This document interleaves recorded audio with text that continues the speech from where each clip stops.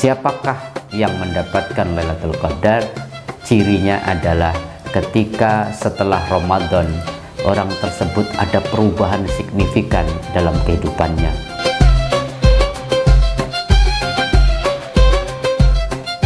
Assalamualaikum warahmatullahi wabarakatuh. Saudara-saudaraku pemirsa channel Tauhid Cinta, gimana perjalanan ibadah kita selama Ramadan tahun ini? Apakah puasanya aman? Apakah sholat tarawehnya belum bolong-bolong? Ataukah tadarusnya sudah khatam? Dan seterusnya. Tetapi jangan lupa, Ramadan selain identik dengan bulan puasa, identik dengan taraweh, identik dengan bulan Quran, Ramadan juga menawarkan satu malam yang kalau kita dapatkan momen di satu malam itu, maka ibadah kita nilainya lebih baik dari 1000 bulan atau kurang lebih 83 tahun. Malam itu terkenal dengan nama Lailatul Qadar, malam kemuliaan, malam penuh sesak dengan para malaikat, malam penetapan takdir kita, malam diturunkannya Al-Quran. Inna anzalnahu fi lailatul mubarakah. Sesungguhnya Al-Quran diturunkan di malam penuh keberkahan. Para ulama tafsir menafsirkannya di malam Lailatul Qadar atau inna anzalnahu fi lailatul qadar. Maka kemudian bagaimana kita bisa mendapatkan malam mulia yang luar biasa melebihi dari 1000 bulan tersebut? Rasulullah memberikan kita sebuah panduan. Apa itu? Taharra lailatul qadri fil witri min asril awakhir min Ramadan. Jemputlah, raihlah malam Lailatul Qadar pada malam ganjil di 10 hari terakhir. Maka berdasarkan riwayat Rasulullah ini, maka malam-malam Lailatul Qadar adalah malam-malam puncak, malam-malam akhir di 10 hari terakhir. Bahkan Rasulullah secara spesifik mengatakan di malam-malam ganjil.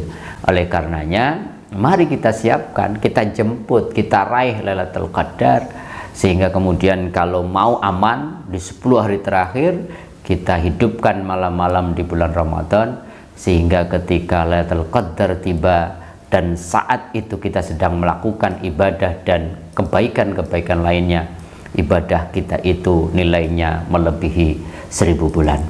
Oleh karenanya Rasulullah dikabarkan di 10 hari terakhir itu lebih giat, lebih meningkatkan kualitas ibadahnya melebihi malam-malam selanjutnya. Bahkan digambarkan Rasulullah juga membangunkan ahlahu, membangunkan keluarganya agar ikut bareng-bareng menghidupkan malam-malam 10 hari terakhir untuk menjemput Lailatul Qadar. Bahkan Rasulullah lebih banyak, lebih mengurangi tidurnya di malam-malam 10 hari terakhir. Demi apa? Demi menyongsong kemudian malam kemuliaan tersebut. Malam-malamnya katanya dikabarkan dalam beberapa riwayat, tanda-tandanya adalah malamnya tidak begitu dingin, begitu tenang. Siang harinya ketika malam harinya Lailatul Qadar, siang harinya matahari tidak begitu terik. Itu tanda-tanda alam bahwa Lailatul Qadar kemudian turun di malam harinya. Tapi sesungguhnya siapakah yang mendapatkan Lailatul Qadar? Cirinya adalah ketika setelah Ramadan orang tersebut ada perubahan signifikan dalam kehidupannya.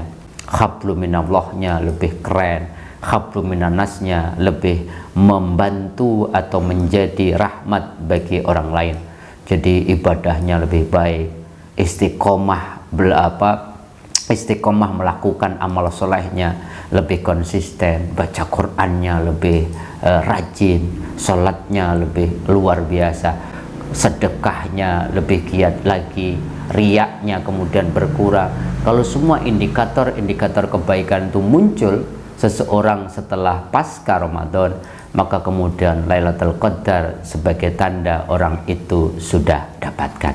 Maka kemudian Rasulullah menganjurkan di malam-malam terakhir ketika kita menjemput, menyongsong mendapatkan Lailatul Qadar itu disuruh membaca banyak doa ini. Apa itu? Allahumma innaka afun tuhibbul afwa fa'fu anni. Ya Allah, Engkau yang maha memaafkan, Engkau senang sekali memaafkan hambamu, oleh karenanya maafkanlah aku ya Allah.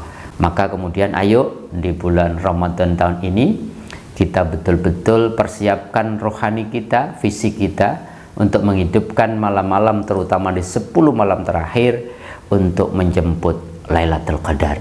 Walaupun ada beberapa ulama yang punya rumus, sahabat-sahabatku, saudara-saudaraku, salah satunya adalah Imam Al-Ghazali ketika menulis buku I'anatul Talibin di juz 2 halaman 257, beliau punya rumus bagaimana menentukan Lailatul Qadar, yaitu rumusnya ditentukan di awal Ramadan itu hari apa, maka beliau tentukan Lailatul Qadarnya di malam keberapa.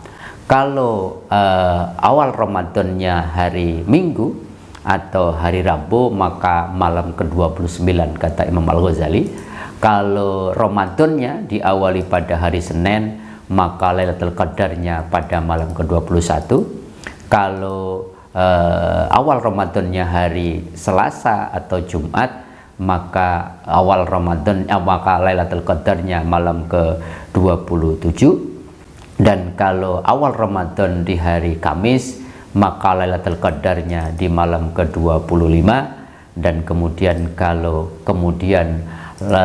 awal Ramadannya hari Sabtu, maka Lailatul Qadarnya di malam 23. Dan di catatan I'anatul Talibin itu kemudian Imam Al-Ghazali mengatakan, setelah saya memahami rumus-rumus ini, saya tidak pernah melewatkan Lailatul Qadar sepanjang tahunnya atau setiap tahunnya.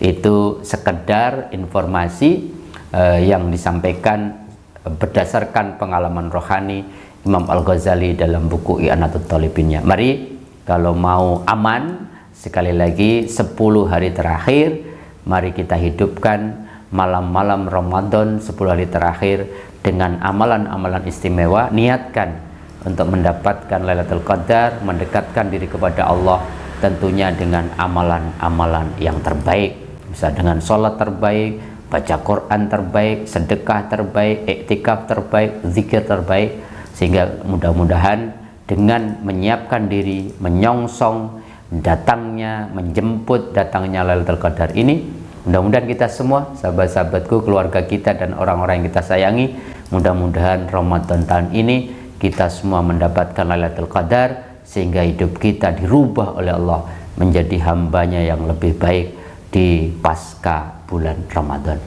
Mudah-mudahan ada manfaatnya. Wal afu minkum. Wassalamualaikum warahmatullahi wabarakatuh.